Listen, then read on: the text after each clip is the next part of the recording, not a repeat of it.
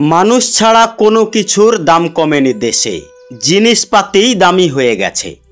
চাল ডাল নুন তেল গ্যাস শুধু দামি হয়েছে ব্যাস। কিনতে গেলে টান লাগে তাই ট্যাঁকে, লোকে শুধুই দাম বাড়াটাই দেখে। তাই তো কেবল ভুল বুঝে চাই তারা, শুধু সরকারের দোষ খুঁজে বেড়ায় অন্ধ নিন্দুকেরা। শিক্ষা স্বাস্থ্য কৃষি শিল্প এসবে কি হয়, ধর্মের পট্টি চোখে বেঁধেছি স্বর্গ করব জয়। এই তো আছে দিন, এ অবদান কার? যিনি ফকির আদমি এবং চৌকিদার, যিনি ভগবানের বরপুত্র এবং স্বয়ং ভগবান, যদিও নিন্দুকেরা দেয় না তাকে মান। অশিক্ষিত লোক বিন্দাস প্রধানমন্ত্রী হয়ে যাচ্ছে, চাওয়ালা দেশে বিদেশে উড়ে বেড়াচ্ছে। ফকির আদমি লাখো টাকার লেবাস পরছে, দামি খাদ্য গ্রাস করছে। এ কি আছে দিন নয়?